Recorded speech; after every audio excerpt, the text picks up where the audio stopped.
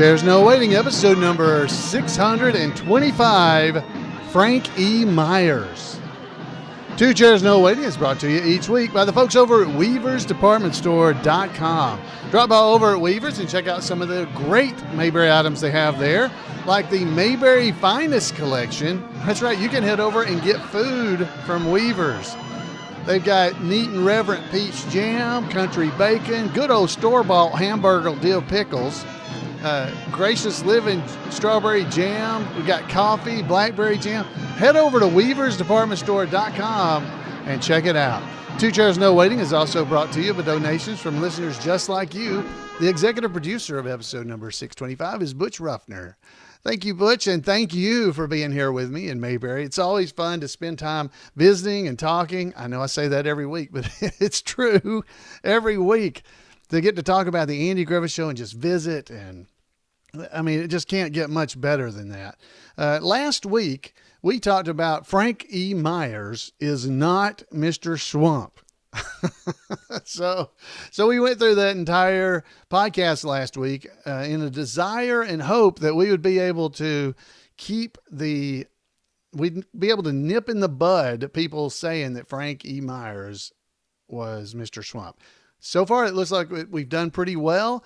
And boy, was I glad I did the podcast last Monday night about that, because later that evening, even in early Tuesday morning of last week, when it comes out on Tuesday, we record on Monday nights. I was actually pre-releasing the episode into some of the Facebook groups, because there were people saying, "Oh, look," well, I was like, "Oh my gosh, here's the podcast I did about last night. Read this, listen to it, here, watch this video."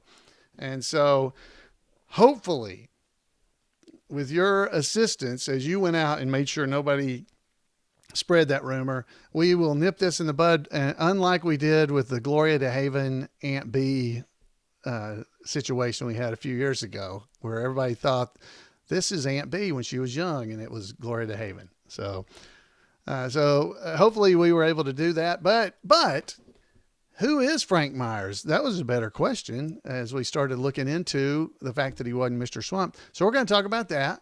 And we're also going to do a little bit of trivia, and we're going to hear from Randy Turner with This Week in Mayberry History. But first, I have a copy of the Bullet. I mentioned it last week. The Bullet, and it's from January 26, 1993. And I was looking through it too. This was the time frame of when CBS did the Mayberry reunion episode, actually. And inside there, in the main fold of the e-bullet, is the copy for the information about Frank E. Myers. It's called Fond Memories from Mayberry, Frank Myers. So this is a really nice tribute to Frank, and it wasn't meant to be a tribute, but this is what it says at the very beginning. I want to tell you what it says. Beloved Andy Griffith Show production manager Frank E. Myers died on November 28th, and that would have been of 1992, at the age of 82. Through the years, Frank was always extremely gracious in sharing his career memories with others. The Bullet was fortunate to be able to interview Frank in depth about his extraordinary career in early November. So this was in 92, in November, early November. He also shared the photographs that appear in this story. And if you're watching the video version, the photographs, I'll be showing those. We are deeply saddened by Frank's death and never expected that he wouldn't be among those seeing the finished story. We hope, though, that this story will provide readers with at least a glimpse into the life and career of this remarkable man. So we're gonna go through just a little bit about this, because he was the production manager. So it was his responsibility, and he'll talk about this in here. He basically took care of almost everything related to the show. You know, he made sure all the assistant producers and things like that, all that stuff was done, the assistant directors. I told you last week, Frank E. Myers, his name was Edward. Francis Edward Myers was born on December the 10th, 1909 in Tifton, south of Toledo, Ohio. Okay, we talked about that last week. He grew up in a fertile entertainment environment and often played piano for family and friends. At the age of 3, he received his first newspaper recognition for his appearance in a 1913 production of Tom Thumb Wedding. Wow. But Frank went on to do many other things. I'll jump ahead a little bit because this is a fairly long story. If you're watching the clip here, I've got it kind of showing you what the story is. If you're watching the video version of this, if you're not, you're going to hear the story, and I'll do my best to kind of post this for everybody so that you'll be able to enjoy it. It's going to be hard to read probably because it's photos. I took photographs of it, or scans of it. So it's definitely going to be a little hard to read, but I think you'll enjoy getting to see this. So, all right. So let's move a little bit further ahead in his career, just a little bit, because I think that would make it a little easier for us all to do. So here we go. Where am I? Oh, Frank worked at the Ziegfeld Girls in 1941 on video with James Stewart, Judy Garland, Heidi Lamar, and Lana Turner. And he worked with Greta Garbo in the classic Nicotica. I'm sure I didn't say that right. In 1939. But a slew of Westerns with Robert Taylor, including Stand By for Action, 1942, and Ambush in 1950. Other highlights at MGM were A Guy Named Joe in 1943 with Spencer Tracy, and Dragon Seed with Katharine Hepburn. Man, I mean, he worked with everybody. As you go through this thing, he was an assistant director for Marilyn Monroe's breakthrough movie, the classic Asphalt Jungle, that was directed by John Huston in 1950. He worked on movies with Lana Turner from the time she was 18 years old until he left MGM. And Heidi Lamar, he was assigned to work on her first film with in the United States in 1938. Frank had fond memories of working with Mickey Rooney. This is Frankie Myers. Worked on the Andy Griffith Show. So I'm just giving you some of his background because he's going to talk about the Andy Griffith Show in a minute. He worked with Mickey Rooney on the Judge Hardy series in the late 30s. He left MGM in 1950 to design and build a ski lodge in Aspen. His engineering training, he'd gone to school to be an engineer, and his engineering training and that hammer had their day again, which, he had been in engineering. He had purchased 4 beautiful lots in Aspen when he had been on location filming Devil's Doorway with Robert Taylor in 1950. And Frank and his father built Shadow Hill Ski Lodge themselves. Frank operated it until 1955 when he returned to Hollywood to work on TV. Man, this guy, he was kind of, he just could do a little bit of everything, couldn't he? So, all right, so let's move along here. So he ran a ski lodge. He'd worked on all these things. Frank's first TV show was Sergeant Pearson of the Yukon, or Preston, I'm sorry, of the Yukon. Other shows included episodes of I Love Lucy, Lassie, The Whirlybirds, The Walter Winchell Files, and Westinghouse Playhouse, Ozzie and Harriet, and The Untouchables. In 1957, Frank was tapped to direct Lost and Only, the James Dean story. Wow, I didn't know that. One scene required 4 days of preparation with 3,000 University of Alabama students. This is here's a quote from Frank. "My assistant director saw the task ahead and quit, leaving me alone," Frank recalled. How did the movie turn out? Oh, it was bad. A real turkey. It's what Frank said. So that's great. Real turkey. Let's see here. So Frank's distinguished track record at MGM and now on TV had not gone unnoticed. And in 1960, when Sheldon Leonard began putting together a production crew for the Andy Griffith Show, director Jay Sandrich recommended Frank as the production manager.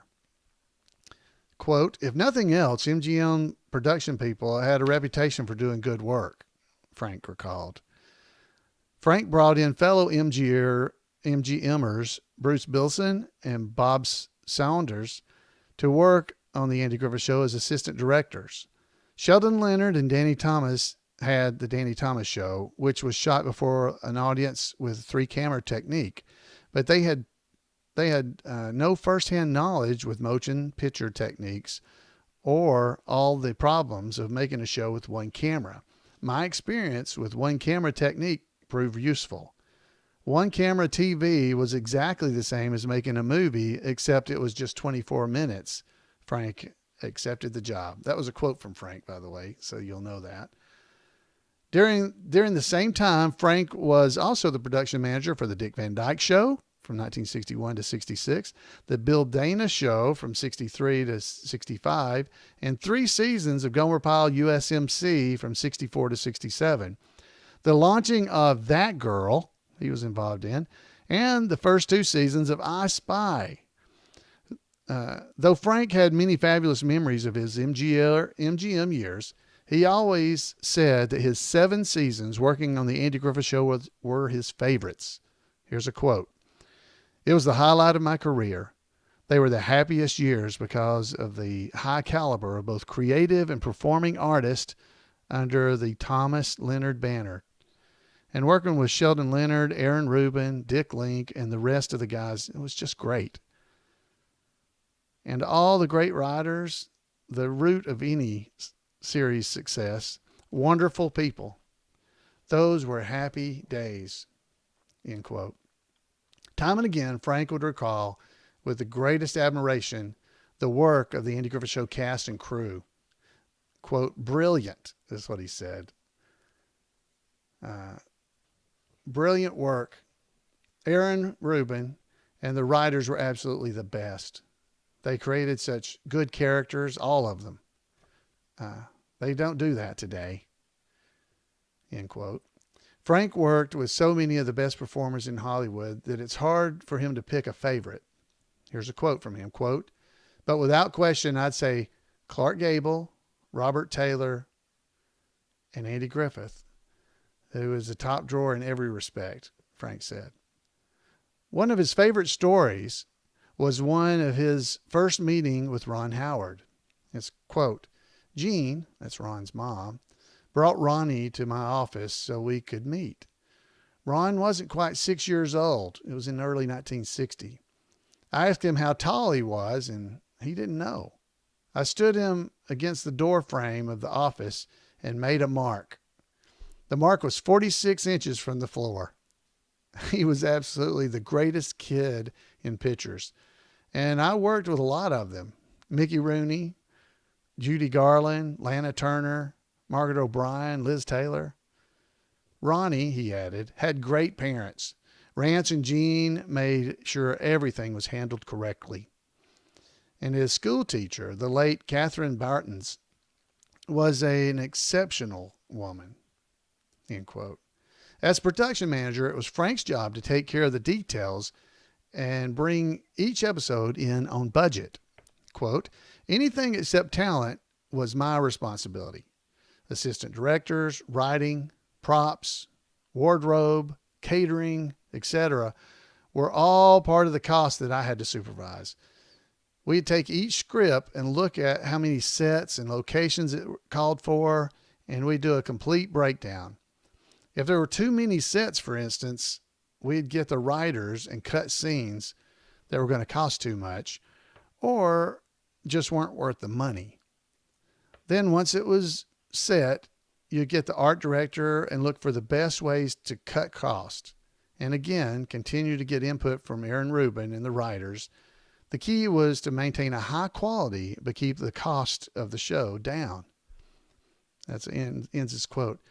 Writer Harvey Bullock recalls that he and his partner Ray Allen, sometimes would deliberately provoke Frank with wild, impractical scenes just to be entertained by Frank's reaction. On one occasion, they took out a page of their rewrite of a script and inserted a page that called for Andy and Barney to race through a huge forest fire. Frank detonated just as the writers had hoped, and then shared a good laugh when they revealed the prank. That's great. Sometime later, the writers inserted a phony page in another script, this time calling for a chase scene with a huge bridge collapsing into a raging river below. Not to be fooled twice, Frank responded with what Harvey Bullock describes as, quote, a proper little memo from him politely inquiring if there was any special color we would like our huge bridge to be painted.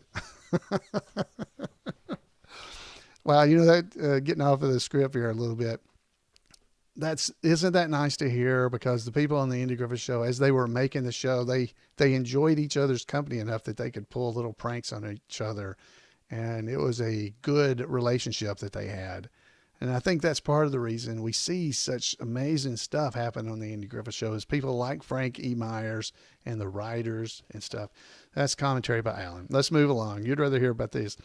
Here's as Harvey, quote, Frank was one of those memorable behind-the-scenes magicians who received little applause, yet performed major and minor miracles week after week to make the show flow and go.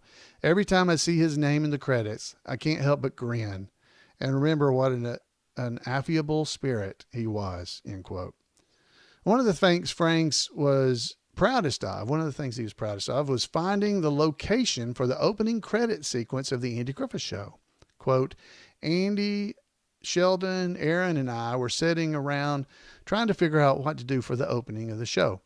They were afraid that they'd have to go far away somewhere to get what they were looking for. I said, we can do it right here. I know a beautiful spot. It can't be, they said. Take us up there. Well, I did, and they were mouth opened, but I knew of the spot, not far from downtown even, from some commercials that I'd shot over the years and from Lassie episodes. It would be familiar to Andy Griffith too, because scenes from No Time to Sergeant were shot there as well. The location was Franklin Reservoir in the Coldwater Canyon. It still looks much the same today, just with a few more trails and picnic tables than 30 years ago. Of course, this was now 60 nearly years ago. For years, the Andy Griffith Show fans have assumed that Myers Lake on the show was the takeoff of the real Myers Lake Myers in North Carolina. Maybe now we will know even better reason that the body of water near Mayberry might have been called Myers Lake. Never thought of that. Myers Lake is because Frank Myers is the one who found it. Wow. Nice, Jim. I'm sure I knew this at one point, but I'd forgotten it. So there's your little tidbit for this episode, guys. Let's see. Frank also confirmed that the name Frank Myers for the character in Mayberry, it's on the episode Mayberry Goes Bankrupt, episode 39, is named for him. He quote, the writers used to joke that actor Andy Clyde, 18 years older than Frank, was cast for the part because he looked just like me. I was tickled about the whole thing and even took the mailbox we used home and set it in concrete. Oh, isn't that great? Frank Myers took it home with him. After 30 years in show business, Frank retired from production manager in 1967. He enjoyed his retirement every bit as much as he did his tremendous career. He was an avid golfer and commented how much he enjoyed a set of Arnold Palmer golf clubs that Andy Griffith gave him as a retirement gift. He also thrived on both relaxation and excitement of Tahoe, Lake Tahoe area, where he had owned some cottages and other properties. I just think this is great. Even years after the Andy Griffith Show production ended, Frank was always delighted to hear news from old Mayberry friends like Betty Lynn, Hal Smith, Maggie Peterson, Richard Link. He said he read constantly and kept up with folks and what they were doing. He said he also continued to watch reruns of the Andy Griffith Show and Dick Van Dyke on local station in the Sacramento area, where he made his home after retiring. Frank Myers was truly a modest man equipped with great talent, charm, and good humor. Even though emphysema severely limited his physical activity in his later years, Frank maintained a powerfully positive outlook on life. You could tell, even from his letters and phone conversations, that he greeted each day with total joy and thankfulness. Quote, he was a terrific fellow and a good friend, said Richard Link. All the years I knew him, he was very jovial. Production manager is a tough job. He always kept his cool, and he still got the job done. He really ran a good ship.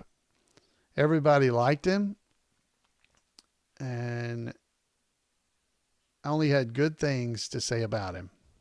Isn't that nice? So there's more. There's a little bit more here, but this is how we're going to remember Frank E. Myers, a man whose genuine friendliness and enthusiasm and kindness were always so great that I almost forget that I never met him in person. That's what Jim Clark said. That is, until I realized there will be no more letters coming from in the Mayberry mailbox that says Frank E. Myers. He was survived by his sons Chuck and Tom, and his sister Mary. So that's basically the entire story and the thing. But Frank E. Myers, ladies and gentlemen, he was that's who he was. So he wasn't Mr. Schwamp. As important as Mr. Schwamp is for us as Andy Griffith fans, Frank E. Myers is the one that helped pull off all these amazing memories that we have from the Andy Griffith Show. So thank you, Frank E. Myers. We really appreciate you. He got to do so many things and was just a part of so many things. There are photos in the bullet that are of him with Lana Turner and his wife at the ski lodge that he and his father built. That's there. There's a picture of Carl Reiner and Frank E. Myers. Carl Reiner, you may remember. You may know him. And, of course, there's one of his son Chuck and Tom, and then just one of him as well. So there's some really nice pictures in there. I'll try to post these pictures on our Facebook page, or you can see them in our video feed.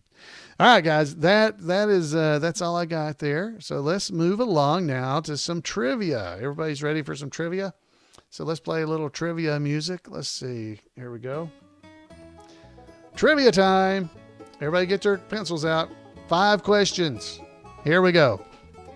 I'll try to watch our chat room as we record this live. If you'd like to be a part of the live version of the show, you can join us on Monday nights at 8 o'clock Eastern Time. Monday nights at 8 o'clock Eastern Time. You just go to live.2chairsnowaiting.com, or you can just go to 2chairsnowaiting.com and click the live link that you'll see there. All right, so here we go. We got 54 folks in our chat room. Let's see how they're going to do. Number 1. Which of Opie's friends was with him when he found a baby on the courthouse steps? Oh, this is harder because that's color. Which of Opie's friends was with him when he found a baby on the courthouse steps? Well, wait, was that color? I guess it wasn't color.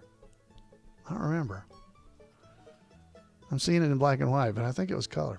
All right. Which of Opie's friends was with him when he found the baby? If you don't want to know, you can pause. It was Arnold. Arnold was his friend that was with him. Good job. Folks in the chat room are getting it. It was not Carl Reiner, as some in the chat room were saying. Carl Reiner was not correct. Number 2. What was Millie's last name? Ooh, another color one. What was Millie's last name? Millie. Yep. These are 2 color episode questions in a row. What was Millie's last name? Her last name was Hutchins. All right. Hope you got that. Hutchins. Millie Hutchins. All right. That's two questions. There's only 3 more. So everybody get ready. All right. What was a number 2 Amber Alert? What was a number 2 Amber Alert? Yeah, this one's a little hard, but it's not color, at least. A number 2 Amber Alert. You can pause if you don't want to know the answer. The answer is what is a number 2 Amber Alert? It's Andy or Barney awake at all times. Andy or Barney awake at all times. All right. So number 4, just got 2 more questions here. Number 4, what game was Johnny Paul playing at the carnival when he won a baseball bat? What game was Johnny Paul playing at the carnival when he won a baseball bat? All right. That's how you got to think about it a little bit, but okay, here comes the answer. What game was Johnny Paul playing at the carnival when he won a baseball bat? He was playing the ring toss. The ring toss. Yeah. All right. Number 5. It's the last one. Ring toss. Folks are getting it in the chat room. I see them. Number 5. How many jars of miracle salve were sent to the tailor's house? How many jars of miracle salve were sent to the tailor's house? This is a good one. This is one you got to know if you're in the Mayberry trivia and real serious. I didn't know this. I don't know that number. But how many jars of miracle salve were sent to the tailor's house? Hello, my name is Opie Taylor Sr. I can't do it. How do you do that with your voice? I can't do it. All right. The answer is 946. 946. And folks are getting it in the chat room. Good job. 946. So how did you do? All right. Hope you did pretty well. And even if you didn't do well, did you have fun? That's the main thing. Are you having fun trying to answer them? It's always fun to me just to try. You know, if you get a 2 or 3 or 1, at least you feel like you're not a terrible player. All right, so let's head over now and hear from Randy Turner. I know you're going to like this. All right. Take it away, Randy. Welcome to This Week in Mayberry History, a report by special correspondent Randy Turner of the Gomer and Cooper Pyle Comic Book Literary Guild of the Mayberry Historical Society. In the 12 months following my report in the Two Chairs No Waiting podcast number 573 on the introduction of the musical mountain family The Darlings and The Darlings Are Coming, I've done reports on 3 of the 4 band members. Check out episode 574 to hear about mandolin player Dean Webb, episode 582 to hear about guitarist Rodney Dillard, and episode 589 to hear about MC and bassist Mitch Jane. This final report wraps up this extended series that began nearly a year ago. Doug Dillard was born on March the 6th, 1937 in East St. Louis, Illinois, though he and younger brother Rodney grew up in Salem, Missouri. 5 years older than his younger brother, Doug took to a musical instrument first, influenced by his own parents' musicality, though he usually only saw them on the weekends as they both worked in East St. Louis, 125-plus miles away from Salem. Doug recalled that his parents took him along on a trip to Nashville to see the Grand Ole Opry when he was only 1, but he still recalled seeing Uncle Dave Macon's animated style of playing, where he would even throw his banjo up in the air at times. Doug began learning guitar and fiddle, the instruments his parents played, when he was only 5.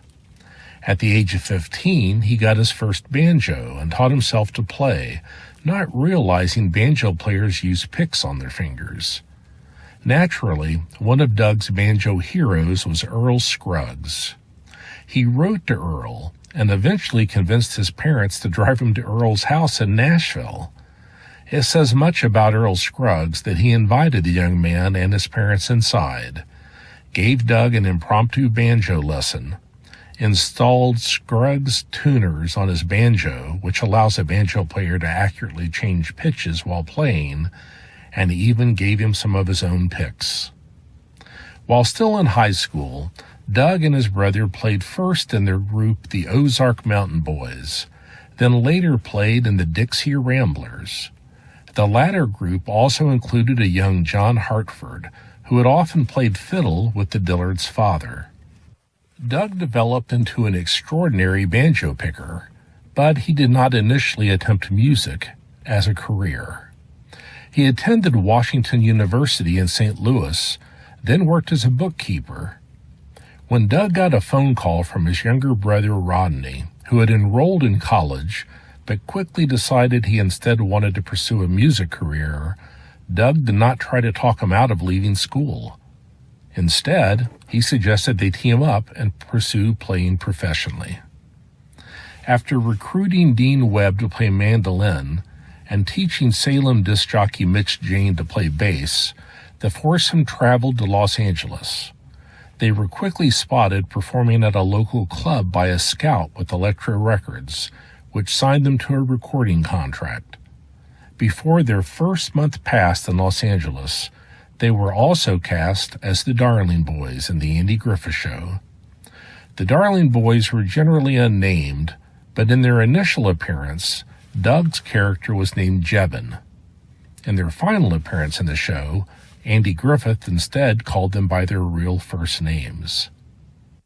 Doug's virtuosity on the banjo did cause one problem on their first Elektra album, 1964's Back Porch Bluegrass. Early reviewers of the album attacked both the band and the record label, accusing them of artificially speeding up their recording to make the banjo playing seem impossibly fast. Of course, that was actually just Doug's amazing ability. The Dillards eventually played a more progressive form of bluegrass, dubbed newgrass, which included drums and electric instruments, but their traditional chops were often still used. Doug and Rodney played on the soundtrack of the 1966 film Bonnie and Clyde, which used Lester Flatt and Earl Scruggs' Foggy Mountain Breakdown as its theme. In 1968, Doug played banjo on Glenn Campbell's hit recording of old friend John Hartford's song, Gentle on My Mind. As the Dillards evolved, Rodney wanted to change the style of the music they played to such an extent that Doug left the band in 1968. He initially joined the Byrds on a European tour and then partnered with Gene Clark, one of the founding members of the Byrds, to form a new collaboration, Dillard and Clark. While Doug and Rodney parted ways due to a difference of opinion on their approach to music, this does not mean that Doug did not also hold progressive views on bluegrass. The Dillards had been using electric instruments and drums years before he left, and his new partnership, Dillard and Clark, also blended banjo and fiddle with keyboards and electric guitars in such a way that they also were an important component in the development of country rock, and a seminal influence on bands such as Poco and the Eagles. Doug did not do extensive acting, other than his 6 appearances in Mayberry, but he did appear as a band member in Bette Midler's 1979 film The Rose, and played Clem, the banjo player, in Robin Williams' 1980 comedy Popeye. Doug did reunite with Rodney to appear in the 1986 television movie Return to Mayberry, and they still performed together upon occasion throughout the rest of Doug's life. Doug's 1989 bluegrass album Heartbreak Hotel received a Grammy nomination, and in 1992, Doug was inducted into the Society for the Preservation of Bluegrass Music in America, And in 2009, the Dillards were inducted by the International Bluegrass Music Association into the Bluegrass Hall of Fame. Doug passed away in 2012. Well, that's it for this week, and that's it for this nearly 12-month look at the Dillards as a band and the 4 original members individually.